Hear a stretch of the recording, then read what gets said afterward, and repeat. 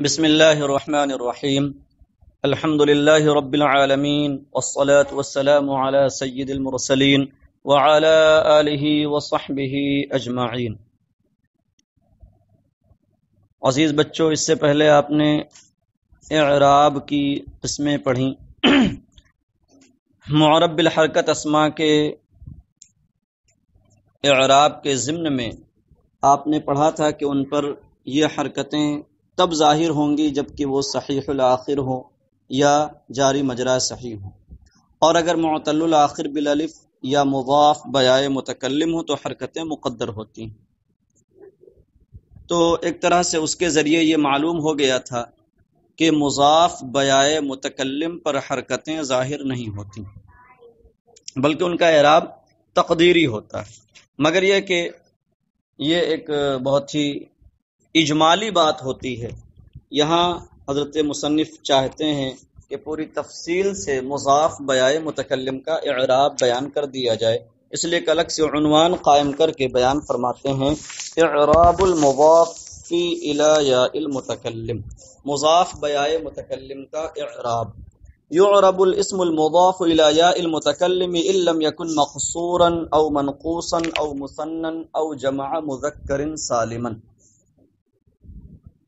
فی حالتي الرفع والنصب بضمة وفتحة مقدرتين على آخره يمنع من ظهورهما كسرة المناسبة مثل ربي الله وأطعت ربي۔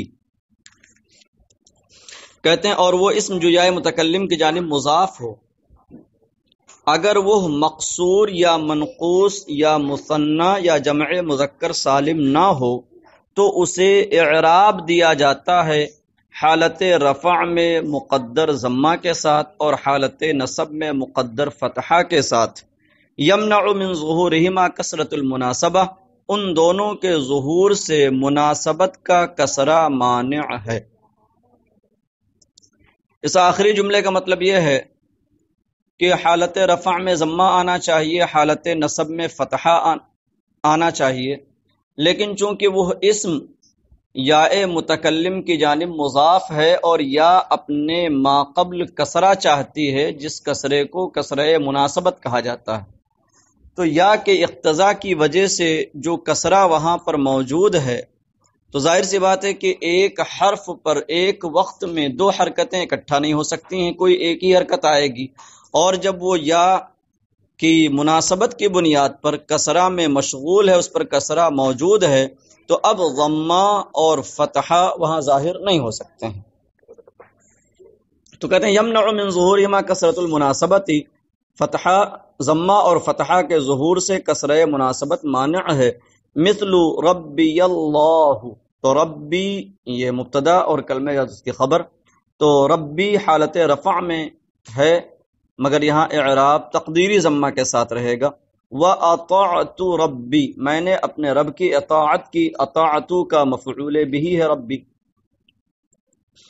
تو انہوں نے یہاں پر حالت رفع و نصب ان دو حالتوں میں فقط بیان کیا کہ اعراب تقدیری ہوتا ہے۔ حالت جر کا کیا معاملہ ہے؟ کہتے ہیں وَاخْتَلَفُوا فِي حَالَةِ الْجَرِّ فَيُعْرَبُ بِالْكَسْرَةِ الظَّاهِرَةِ عَلَى آخِرِهِ، اور حالت جر میں علماء کا اختلاف ہے، وہ کہتے ہیں کہ حالت جر میں اس کسرہ کے ذریعے اعراب دیا جاتا ہے جو اس کے آخر پر ظاہر ہوتا ہے، ان کسرہ ظاہرہ کے ذریعے اسے اعراب دیا جاتا ہے حالت جر میں۔ نحو لزمت طاعت ربی، تو طاعت ربی میں طاعت مضاف اور ربی مضاف الیہ مضاف، تو یہاں پر کسرہ دیکھیے پڑھنے میں آ رہا ہے۔ کہتے ہیں ھذا رأی جماعت من المحققین منہم ابن مالک، یہ محققین کی ایک جماعت کی رائے ہے کہ ان کے نزدیک حالت جر میں کسرہ ظاہرہ کے ذریعے اعراب ہوگا، یعنی تقدیری نہیں بلکہ لفظی اعراب ہوگا۔ منہم ابن مالک، جن محققین میں سے ابن مالک انصاری ہیں جو بڑے درجے کے نحوی عالم ہیں، اور ان کی الفیہ ابن مالک جو نحو کے 1000 اشعار پر مشتمل ہے، بہت ہی مقبول کتاب ہے، عرب میں زیادہ تر یہی کتاب پڑھائی جاتی ہے بلکہ اس کا حفظ کرایا جاتا ہے۔ والجمهور على انه معرب في حالة الجر ايضا بكسرة مقدرة على آخره، اور جمہور کا مذہب یہ ہے کہ مضاف بیائے متکلم حالت جر میں بھی کسرہ مقدرہ سے معرب ہوتا ہے، اس کے آخر میں جو کسرہ حالت جر کا آتا وہ پڑھا نہیں جاتا بلکہ مقدر ہوتا، اور جمہور اس پر ہیں کہ حالت جر میں بھی اسے اس کسرہ کے ذریعے اعراب دیا جاتا ہے جو اس کے آخر پر مقدر ہوتا ہے۔ لأنهم يرون ان الکسرۃ الموجودۃ لیست علامۃ الجر، اس لیے کہ وہ یہ مانتے ہیں کہ موجود کسرہ جر کی علامت نہیں ہے، کیونکہ وہاں اضافت کی بنیاد پر کسرہ پہلے سے موجود، تو جب کسرہ پہلے سے موجود تو جر کا کسرہ وہاں آ نہیں سکتا۔ وَإِنَّمَا هِيَ الْكَسْرَةُ الَّتِي اقتضتها ياء المتکلم عند اتصالها بالاسم، وہ کسرہ ہے جس کا اقتضاء یاء متکلم نے کیا اسم سے متصل ہونے کے وقت۔ وَكَسْرَةُ الْجَرِّ مُقَدَّرَةٌ، اور جر والا کسرہ مقدر ہے۔ تو یہ ہوا اختلاف کا بیان کہ محققین کی ایک جماعت کے نزدیک کسرہ ظاہرہ کے ذریعے حالت جر میں اعراب ہوتا ہے، اور جمہور نحویوں کے نزدیک کسرہ مقدرہ کے ذریعے گویا کہ تینوں حالتوں میں تقدیر اعراب، اور یہی جمہور کا مذہب ہدایت النحو اور نحمیر وغیرہ میں بیان کیا گیا جسے آپ نے پڑھا۔ اب کہتے ہیں وَلَا دَاعِيَ إِلَىٰ هَذَا التَّكَلُّفِ، حضرت مصنف فرماتے ہیں کہ اس تکلف کا کوئی داعی نہیں، مطلب یہ ماننے کی کیا ضرورت ہے کہ جو کسرہ موجودہ ہے وہ کسرہ مناسبت ہے، علامت جر نہیں ہے۔ کسرہ چاہیے تھا، کسرہ وہاں پڑھا جا رہا ہے تو ہم کہہ سکتے ہیں کہ وہ کسرہ جر ہے۔ بہرحال تو یہاں پر کچھ شرطیں لگائی گئی تھیں کہ مضاف بیائے متکلم کا یہ 3 حالتوں میں تقدیری یا فقط 2 حالتوں میں تقدیری اعراب کب ہوگا؟ اگر وہ اس میں مقصور یا منقوص یا مثنی یا جمع مذکر سالم نہ ہو۔ تو سوال پیدا ہوتا ہے کہ اگر وہ اس میں مقصور ہو یا اس میں منقوص ہو یا تثنیہ ہو یا جمع مذکر سالم ہو تو اس کا اعراب کیا ہوگا؟ کہتے ہیں فَإِن كَانَ الْمُضَافُ إِلَى يَاءِ الْمُتَكَلِّمِ مَقْصُورًا فَإِنَّ أَلِفَهُ تَبْقَى عَلَى حَالِهَا وَيُعْرَبُ بِحَرَكَاتٍ مُقَدَّرَةٍ عَلَى الْأَلِفِ۔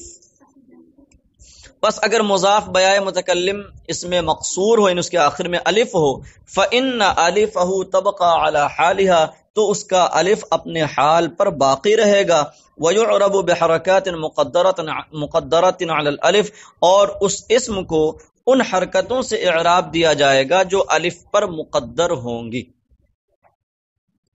تو اس میں مقصور جس کے آخر میں الف مقصورہ ہو تو کہتے ہیں وہ الف حالت اضافت میں، یعنی آئے متکلم نے اضافت کرنے کی صورت میں بھی وہ الف برقرار رہے گا، اور الف چونکہ کسی حرکت کو قبول نہیں کرتا لہذا الف پر حرکتیں ظاہر نہیں ہوں گی، مقدر ہوں گی، تینوں حالتوں میں مقدر اعراب آئے گا۔ تو کہتے ہیں پس اگر مضاف بیائے متکلم اس میں مقصور ہو تو اس کا الف اپنے حال پر باقی رہے گا اور اسے ان حرکتوں کے ذریعے اعراب دیا جائے گا جو الف پر مقدر ہوں گی، کما کان یعرب قبل اتصالہ بیاء المتکلم، جیسا کہ یاء متکلم کے متصل ہونے سے پہلے اسے اعراب دیا جاتا تھا۔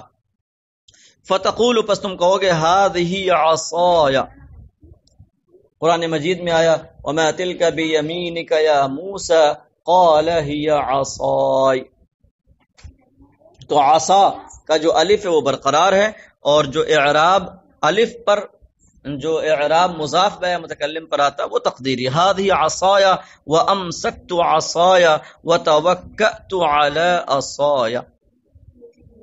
ان جملوں کا معنی ہوگا ہذہ عصایا، یہ میرا عصا ہے۔ یاد رکھیں کہ عصا کلام عرب میں مؤنث استعمال ہوتا ہے، اور جس کی بڑی دلیل وہی قرآن مجید کی آیت کریمہ ہے قال ہی عصایا، یہ میرا عصا ہے۔ وامسکت عصایا، میں نے اپنا عصا پکڑا، وتوکأت علی عصایا، میں نے اپنے عصا پر ٹیک لیا، سہارا لیا۔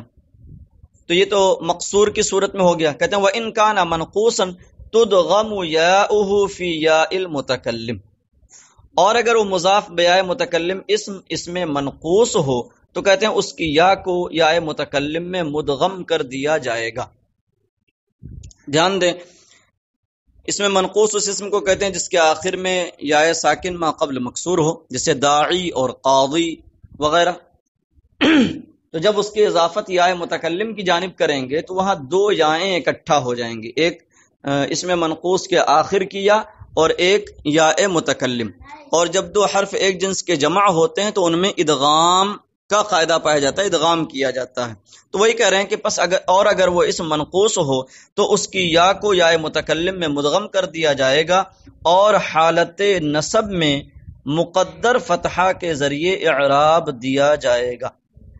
تو مطلب یہ ہوا کہ اس میں منقوص کا اعراب پہلے صرف دو حالتوں میں مقدر تھا، حالت رفع میں اور حالت جر میں، لیکن حالت نصب میں فتح ظاہرہ لفظی فتحہ کے ساتھ اعراب آتا تھا، لیکن جب اضافت کی جائے گی یا متکلم کی جانب اور اضافت کرنے کی وجہ سے یا کا یا میں ادغام ہو جائے گا، تو اب یہاں تینوں حالتوں میں اعراب تقدیری ہو جائے گا۔ تو اور صورتوں کو نہیں بیان کیا اس لیے کہ ان میں تقدیری تھا ہی، صرف حالت نصب کا معاملہ ہے کہ پہلے لفظی اعراب تھا، تو کہتے ہیں اب وہ بھی تقدیری ہو جائے گا۔ وَيُعْرَبُ فِي حَالَةِ النَّصَبِ بِفَتْحَةٍ مُقَدَّرَةٍ عَلَى يَائِهِ، اور حالت نصب میں اس فتحہ کے ذریعے اعراب دیا جائے گا جو اس کی یا پر مقدر ہوگا۔ يَمْنَعُ مِن ظُهُورِهَا سُكُونُ الْإِدْغَامِ، اور اس فتحہ کے ظاہر ہونے سے سکون ادغام مانع ہوگا۔ مطلب یہ ہوا کہ چونکہ ادغام کا قاعدہ پایا گیا، اور جب ادغام کیا جاتا ہے تو اس کا پہلا حرف ساکن ہوتا ہے، تو مدغم ساکن ہوتا ہے، تو اب چونکہ ادغام کیا جا رہا ہے اور مدغم کا ساکن ہونا ضروری ہے، اس لیے اب اس پر کوئی حرکت ظاہر نہیں ہو سکتی۔ فتقول، پس تم مثال کے طور پر کہو گے، حمدت اللہ معطی الرزق، میں نے اللہ عز و جل کی حمد و ثنا کی جو مجھے روزی عطا فرمانے والا ہے۔ تو کلمہ جلالت کی صفت ہے معطی الرزق، تو یہ اصل میں معطی تھا اور اس کے آخر میں یا متکلم لگا دی گئی، اس کی اضافت یا متکلم کر دی گئی تو معطیہ ہو گیا۔ یا متکلم کا فتح نہیں دیکھنا ہے بلکہ معطی کی جو یا ہے اس کا فتح دیکھنا ہے، تو وہ یا یہاں پر ساکن پڑھی جا رہی ادغام کی وجہ سے۔ وَيُعْرَبُ فِي حَالَتَيِ الرَّفْعِ وَالْجَرِّ بِضَمَّةٍ وَكَسْرَةٍ مُقَدَّرَتَيْنِ عَلَى يَائِهِ، اور حالت رفع و جر میں ضمہ مقدرہ اور کسرہ مقدرہ کے ذریعے اعراب دیا جائے گا۔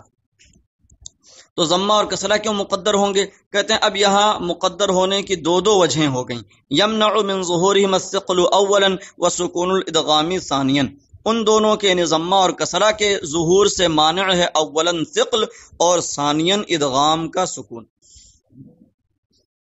تو پہلے سے ثقل کی وجہ سے ضمہ اور کسرہ مقدر تھا، لیکن اب یہاں ادغام بھی چونکہ کیا جا رہا ہے تو ادغام کا سکون بھی مانع ہو گیا، تو دو وجہیں ہو گئی۔ اور حالت رفع و جر میں اس ضمہ اور کسرہ کے ذریعے اعراب دیا جائے گا جو اس کی یا پر مقدر ہوں گے، اور ان دونوں کے ظہور سے مانع اولاً ثقل ہے اور ثانیاً سکون ادغام۔ فتقول اللہ معطی الرزق، اللہ مجھے روزی عطا فرمانے والا ہے۔ کلمہ جلالت مبتدا، معطی اسم فاعل، مضاف یا متکلم مضاف الیہ اور مفعول بھی اول، الرزق مفعول بھی ثانی، اور معطی میں ہوا ضمیر اس کا فاعل بن جائے گی۔ معطی اس میں فاعل، اپنے فاعل اور مضاف الیہ اور دونوں مفعولوں سے مل کر کے شبہ جملہ اسمیہ ہو کر کے خبر۔ تو یہاں دکھانا تھا معطیہ کو کہ یہ حالت رفع میں ہے کیونکہ خبر بن رہا ہے اور خبر مرفوع ہوتی ہے، مگر یہاں فتح ضمہ ظاہر نہیں ہوا، تقدیری ہو گیا۔ ایک تو وجہ یہ ہے کہ قاضی کا اعراب پہلے ہی سے تقدیری ہے، اور دوسرے ادغام کیا گیا تو سکون ادغام بھی مانع ہو گیا۔ وَشَكَرْتُ لِمُعْطِيِ الرِّزْقَ، میں نے اپنے رزق عطا کرنے والے کا شکر ادا کیا۔ یہ جر کی مثال ہے۔ وَإِنْ كَانَ مُثَنًّا تَبْقَى أَلِفُهُ عَلَى حَالِهَا مثل هذان کتابایا، کہتے ہیں اور اگر مثنیٰ ہو، مضاف بیائے متکلم تثنیہ ہو، تو الف تثنیہ اپنے حال پر باقی رہے گا، جیسے ہذانی کتابایا، یہ دو میری کتابیں ہیں۔ وَأَمَّا يَاؤُهُ فِي حَالَتَيِ النَّصْبِ وَالْجَرِّ فَتُدْغَمُ فِي يَاءِ الْمُتَكَلِّمِ، لیکن اس کی یا حالت نصب و جر میں تو وہ یا متکلم میں مدغم ہو جائے گی. مثال بنے گی علم الاستاذ ولدی بین یدی. مگر یاد رہے کہ یہ کوئی تقدیری اعراب نہیں بلکہ لفظی اعراب ہے، ظاہری اعراب ہے، کیونکہ ولدینی یا ہو رہا تھا، نون اضافت کی وجہ سے گر گیا اور ولدی یا ہو گیا. اب ولدی تثنیہ والی یا اور یا متکلم کی یا دونوں اکٹھا ہو گئے تو ان کا ادغام کر دیا گیا. بس اتنا ہوا، باقی یہاں کوئی چیز مقدر نہیں ہو رہی ہے. تو اعراب گویا کہ تثنیہ ہونے کی صورت میں وہی رہے گا جو تثنیہ کا پہلے اعراب تھا، اضافت الی یا المتکلم سے پہلے. تو کہتے ہیں اور اگر مثنیٰ تو اس کا الف اپنے حال پر باقی رہے گا، جیسے ہذانی کتابایا، اور رہی اس کی یا تو حالت نصب و جر میں اسے یا متکلم میں مدغم کر دیا جائے گا، جیسے علم الاستاذ ولدی بین یدی. وان کان جمع مذکر سالما تنقلب واوه یاء وتدغم فی یاء المتکلم. اور اگر مضاف بیائے متکلم جمع مذکر سالم ہو تو اس کا واو یا سے بدل جائے گا اور پھر یا متکلم میں یا کا ادغام کر دیا جائے گا. تو یہ آپ نے جمع مذکر سالم مضاف بیائے متکلم کا اعراب ہدایت النحو اور نحمیر میں پڑھا ہے 16ویں قسم، کہ جب اس کا اعراب حالت رفع میں تقدیری واو کے ساتھ ہوتا ہے، کیونکہ واو اب پڑھنے میں نہیں رہ جاتا. اور اس کے لیے آپ نے مثال بھی وہاں مسلمیہ پڑھی تھی کہ اصل میں مسلمویا تھا، واو اور یا اکٹھا ہوئے، ان میں کا پہلا ساکن تھا لہذا واو کو یا کر دیا اور یا کا یا میں ادغام کر دیا. تو اسی کو کہہ رہے ہیں کہ تنقلب واوہ یا. اور اگر جمع مذکر سالم ہو مضاف بیائے متکلم تو اس کا واو یا سے بدل جائے گا اور پھر اس کی یا کا یا متکلم میں ادغام کر دیا جائے گا، جیسے معلمیہ یحبون ادبی، میرے اساتذہ میری تعدیب کو، میری تعلیم کو پسند کرتے ہیں یا میرے ادب کو پسند کرتے ہیں. تو معلمیہ یہ مبتدا بن رہا ہے جو اصل میں معلمون یا تھا، نون اضافت کی وجہ سے گر گیا اور پھر معلمو یا ہوا. اب یہاں پر واو کو یا سے بدل دیا گیا اور یا کا یا میں ادغام کر دیا گیا. چونکہ یا اپنے ما قبل کسرہ چاہتی ہے اس لیے میم کے ضمہ کو کسرہ سے بدل دیا گیا اور ہو گیا معلمیہ.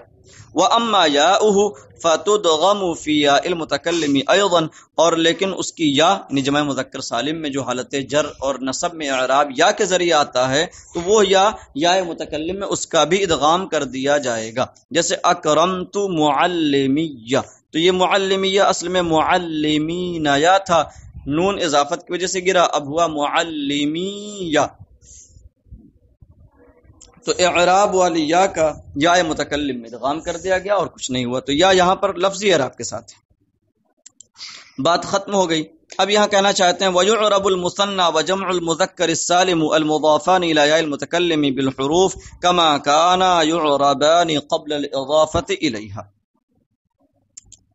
اور تثنیہ اور جمع مذکر سالم جو مضاف بیائے متکلم ہو انہیں اعراب بالحرف دیا جاتا ہے جیسے کہ انہیں اضافت سے پہلے اعراب دیا جاتا تھا، کما رأیتا جیسا کہ آپ نے مثالوں میں دیکھا. تو یہ مضاف بیائے متکلم کے اعراب کا بیان تھا. یہ جو تفصیل ہے اسے آپ حضرات قاعدے سے ملا لیں. یہاں پر ایک بات اور دھیان دیں، یہاں پر کہا گیا کہ اس میں مضاف بیائے متکلم ایک دم شروع میں کہ اگر وہ اس میں مقصور یا منقوص یا تثنیہ جمع مذکر سالم نہ ہو تو حالت رفع و نصب میں ضمہ اور فتح مقدرہ کے ساتھ اور حالت جر میں کسرہ کے ساتھ، لیکن ظاہری ہوگا یا تقدیری ہوگا، اس میں اختلاف. تو خلاصہ یہ سمجھ میں آتا ہے کہ اس میں مضاف بیائے متکلم کا اعراب تینوں حالتوں میں تینوں حرکتوں کے ذریعے ہوتا ہے. لیکن ایک چیز کا اور اضافہ آپ کر لیں کہ اگر مضاف بیائے متکلم اسم جمع مؤنث سالم ہے، جیسے بنات کی مثلا اضافت کی جائے یا متکلم کی جانب، تو اس کا اعراب تینوں حالتوں میں تینوں حرکتوں کے ذریعے نہیں ہوگا، بلکہ اس کا اعراب جو دو حرکتیں جمع مؤنث سالم کے اعراب میں پہلے سے تھیں وہی ہوں گی اور انہی کے ذریعے تقدیری اعراب ہوگا۔ تو جمع مؤنث سالم کا اعراب تھا حالت رفع میں ضمہ کے ساتھ اور حالت نصب و جر میں کسرہ کے ساتھ۔ جب اس جمع مؤنث سالم کی اضافت یا متکلم کی جانب کی جائے گی تو اب اس کا اعراب ہوگا حالت رفع میں تقدیری ضمہ کے ساتھ اور حالت نصب و جر میں تقدیری کسرہ کے ساتھ، کیونکہ معاملہ یہ ہے کہ اضافت الی یا المتکلم کی وجہ سے جو کسرہ مناسبت آ جاتا ہے وہ اصل اعراب کے ظہور سے مانع ہو جاتا ہے۔ تو جو اصل اعراب ہوگا اس قسم کا پہلے وہی اعراب یہاں پر آئے گا، بس یہ ہے کہ جہاں ظاہر ہونے کی صورت نہیں ہوگی وہاں تقدیری ہو جائے گا۔ تو جمع مؤنث سالم کا اعراب حالت رفع و نصب و جر تینوں حالتوں میں تین حرکتوں کے ذریعے نہیں بلکہ حالت رفع میں ضمہ کے ساتھ اور حالت نصب و جر میں کسرہ کے ساتھ ہے، لہذا وہی اعراب یہاں مقدر ہو جائے گا۔ ہاں، غیر منصرف کا اعراب حالت رفع میں ضمہ کے ساتھ ہے اور حالت نصب و جر میں فتحہ کے ساتھ ہے، اگر اس کی اضافت یا متکلم کی جانب کی جائے تو کیا اعراب ہوگا؟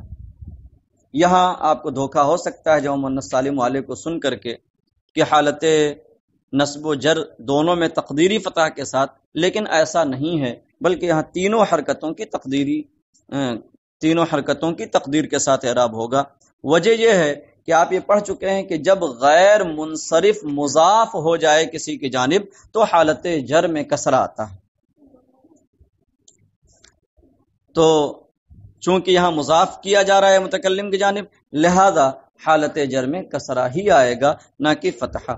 تو غیر منصرف کو جب مضاف کیا جائے متکلم کی جانب تو اس کا اعراب ہوگا کہ حالت رفع میں تقدیری ضمہ کے ساتھ، حالت نصب میں تقدیری فتح کے ساتھ اور حالت جر میں تقدیری کسرہ کے ساتھ، یعنی منصرف کی طرح اعراب ہو جائے گا، کیونکہ جب غیر منصرف کو کسی کی جانب مضاف کر دیا جائے یا اس پر لام داخل ہو جائے تو حالت جر میں اس کا اعراب کسرہ کے ذریعے ہو جاتا ہے۔ تو یہ آپ کا